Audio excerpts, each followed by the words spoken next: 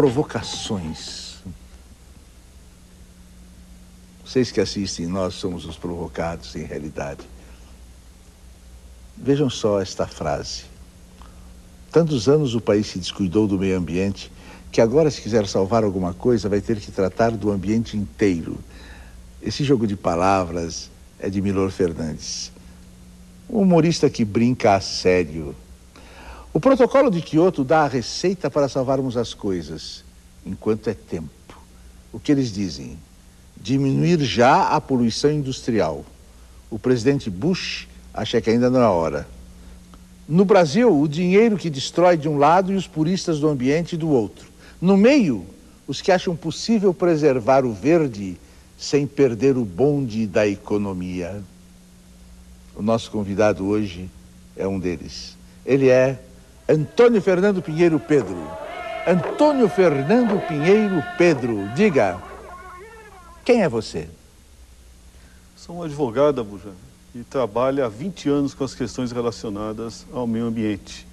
Que todo dia aprende alguma coisa a mais com esse ambiente inteiro que você mencionou. Diretor da Associação Brasileira de Advogados Ambientalistas. Para quem trabalha um advogado ambientalista? O advogado ambientalista trabalha pelas causas relacionadas ao meio ambiente, mesmo que isso signifique defender aquele acusado de atos de poluição.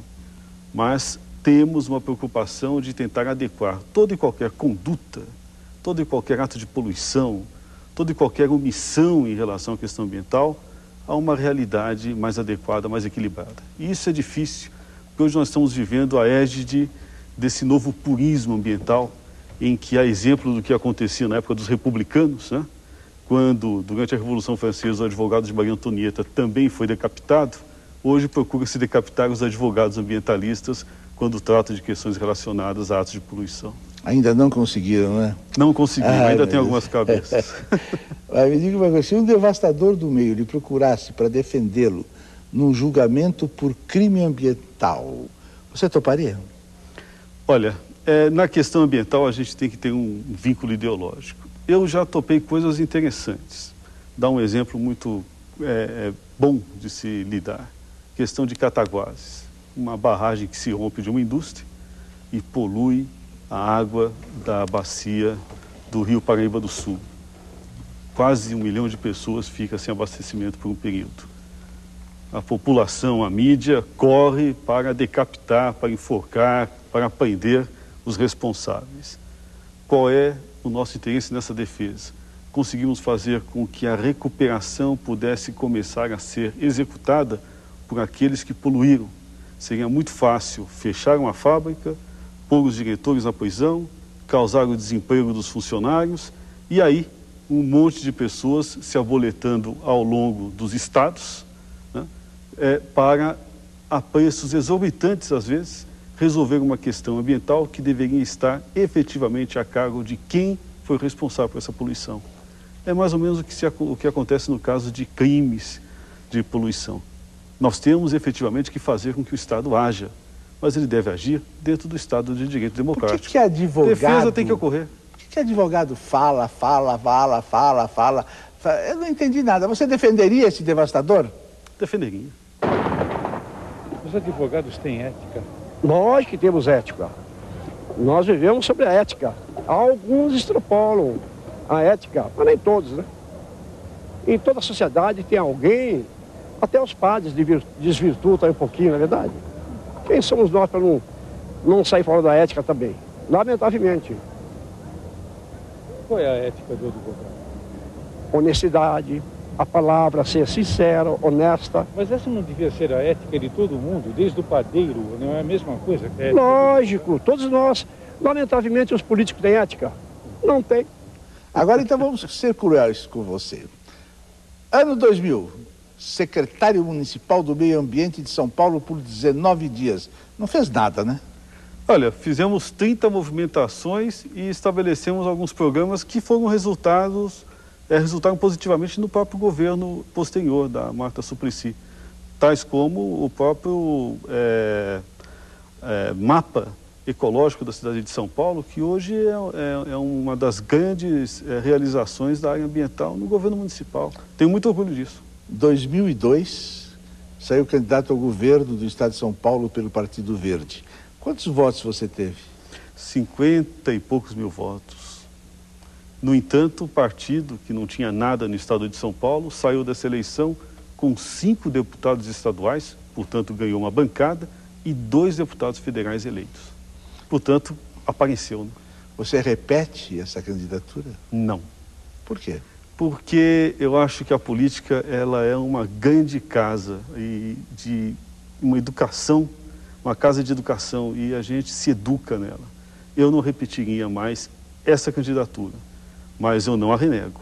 Acho que ela foi importante. Por vários motivos, Abujamra. O desgaste pessoal é muito grande, o relacionamento pessoal vai para o vinagre, e olha, o risco de você se poluir é muito grande. A ciência não está alicerçada na rocha.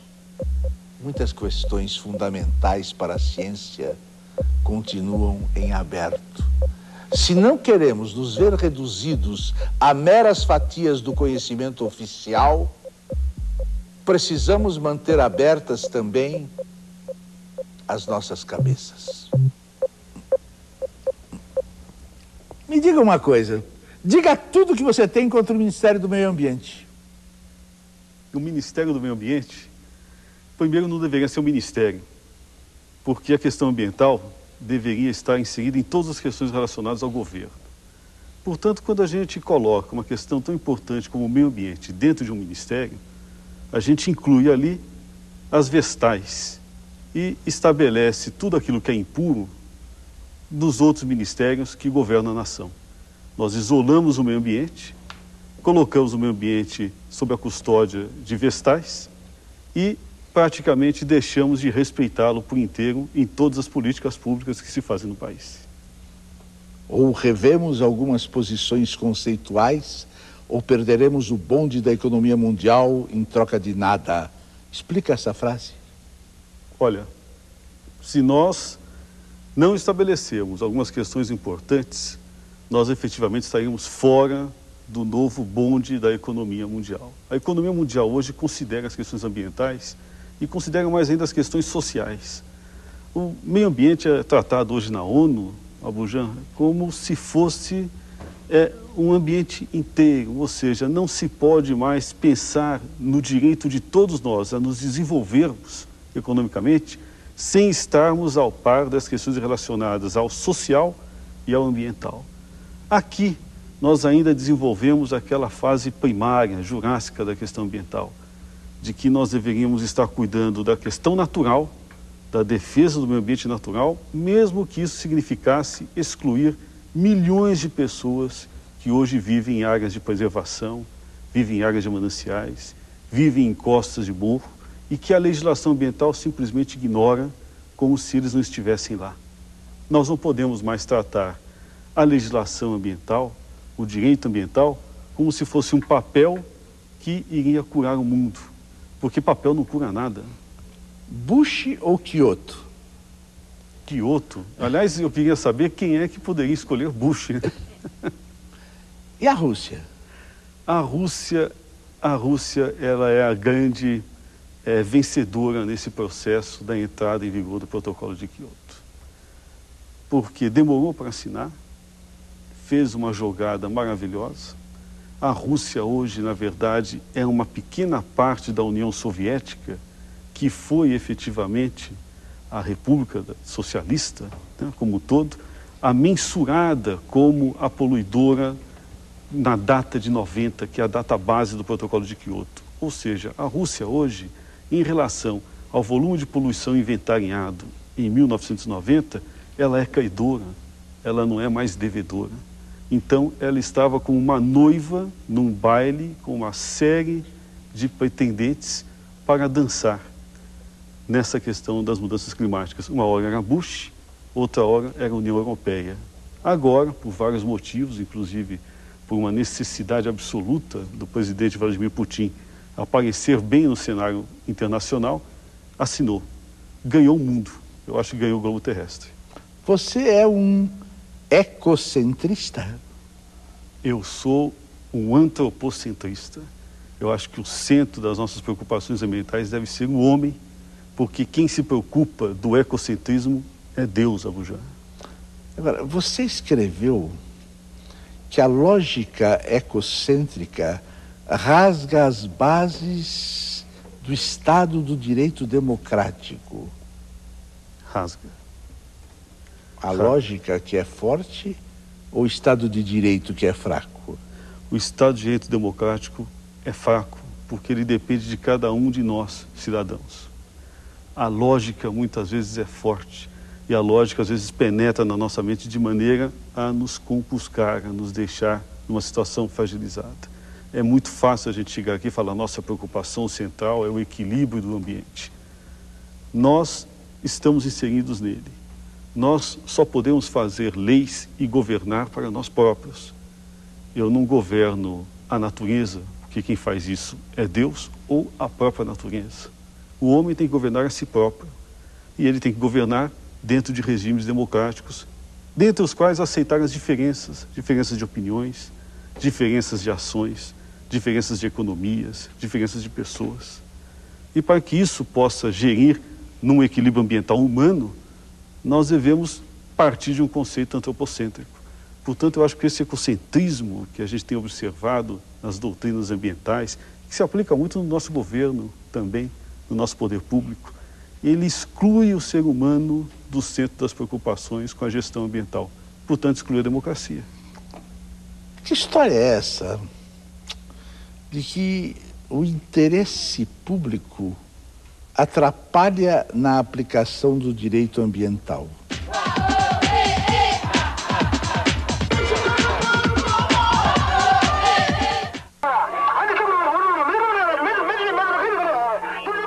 O próprio ser humano é o culpado de tudo esse negócio que acontece no mundo. Que história é essa de que o interesse público atrapalha na aplicação do direito ambiental? O interesse público, muitas vezes, ele é mal interpretado pelo próprio poder público. O que é que nós observamos? Observamos que o grande delinquente ambiental no nosso país é o poder público brasileiro. Seja a União, seja os estados, seja os municípios. Se nós temos hoje um volume enorme de áreas agriculturáveis que estão sendo perdidas para a expansão das manchas urbanas das cidades, é por conta de uma política fiscal que é maligna em relação ao meio ambiente, praticada pelos municípios, que não tem outra saída, só arrecadam se estabelece imposto predial, portanto, em áreas urbanas.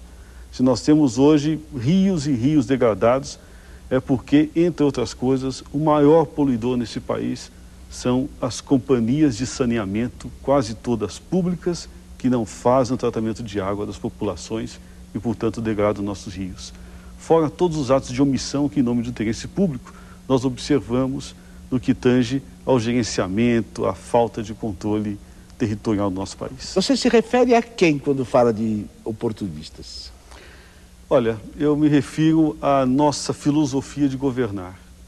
Nós governamos para um período curto, nós governamos visando uma reeleição, portanto, cada governo que se sucede em nosso país no período republicano governa um ano.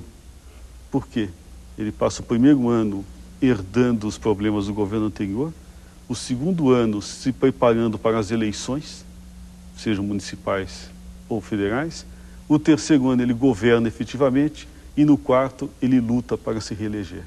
Então, não há planejamento ambiental que sobreviva. Olha essa sua recomendação.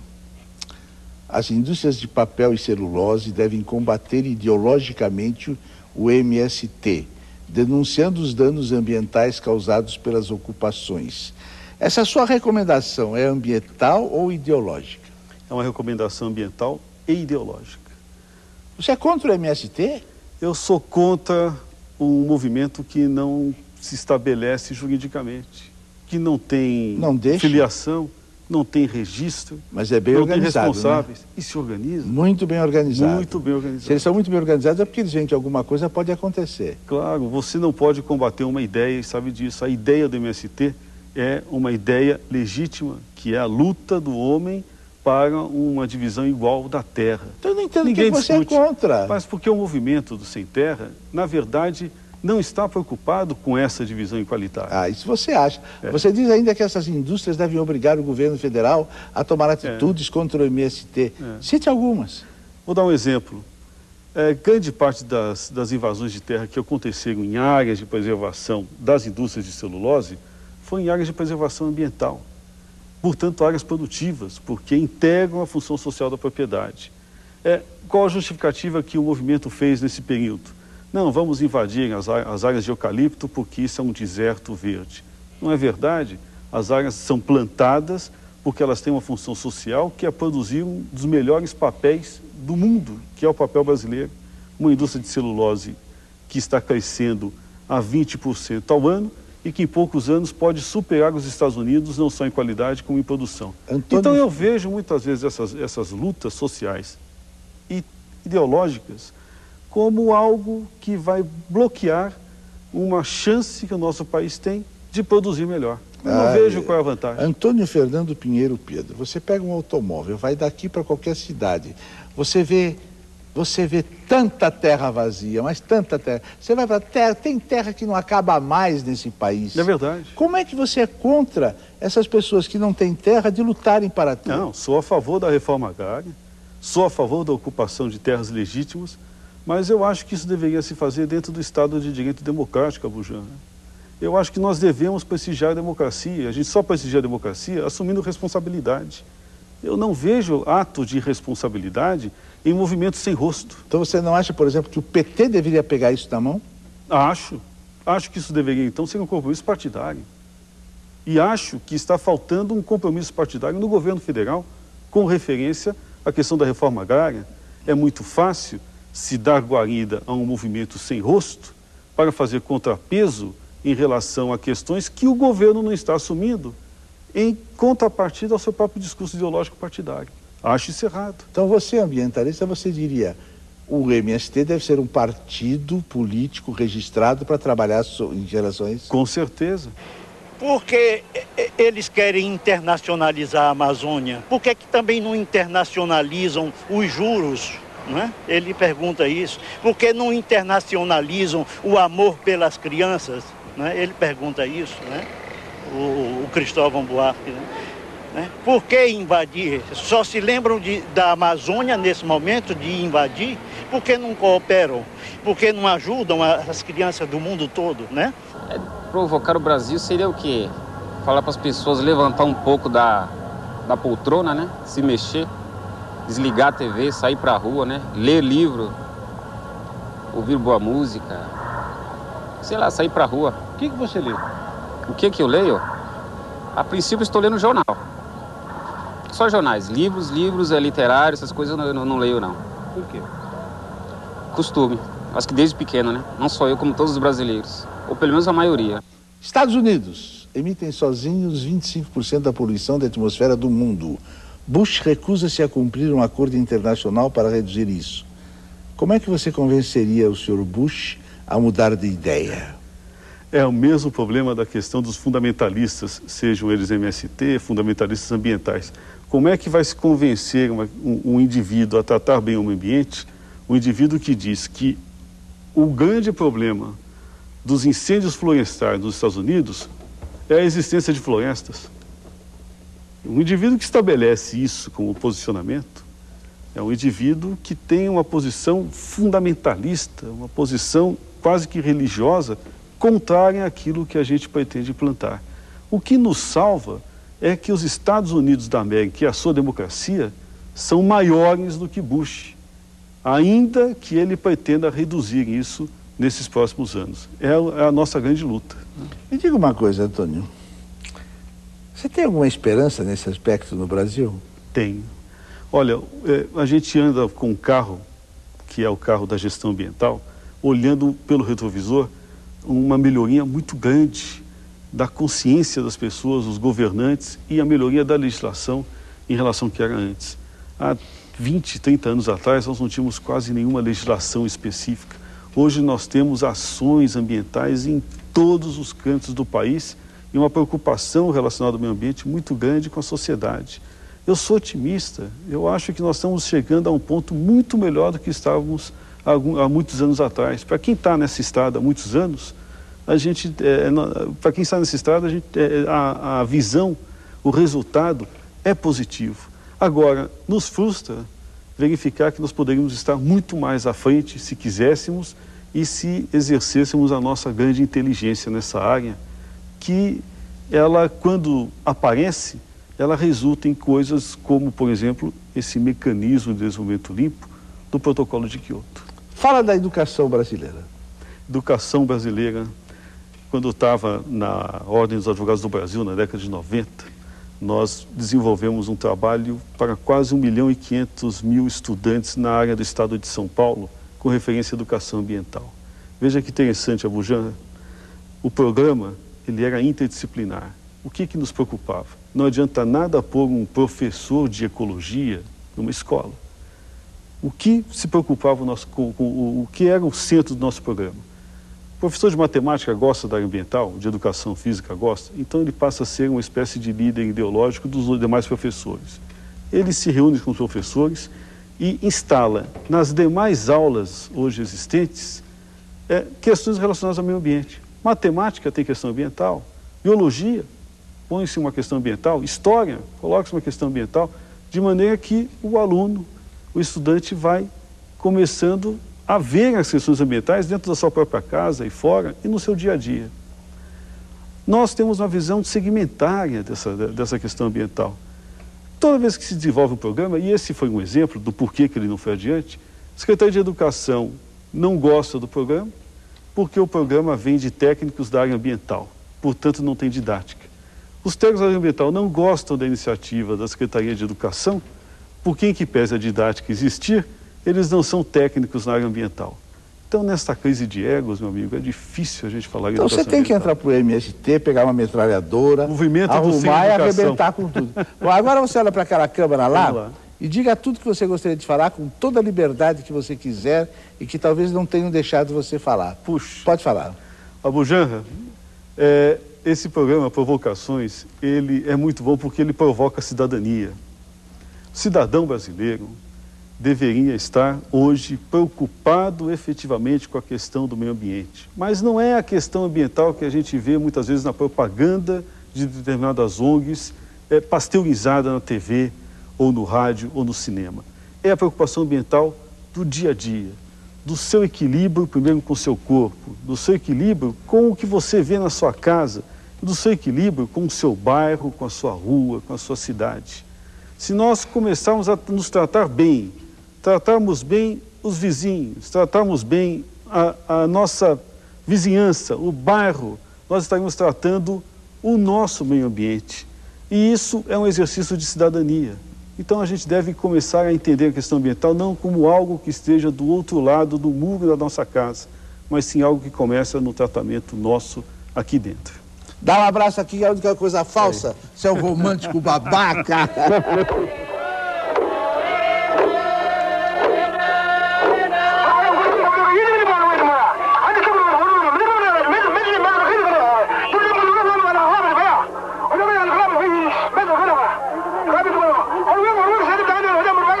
Agora que a mansão está concluída, os trabalhadores começam a grade. São barras de ferro com pontas de aço capazes de tirar a vida a quem se arrisque sobre elas. Uma obra-prima que impedirá a entrada de famintos, crianças de rua e vagabundos. Vagabundos de toda a espécie. Entre as barras e sobre as pontas de aço, nada passará, exceto a chuva, a morte e o dia de amanhã.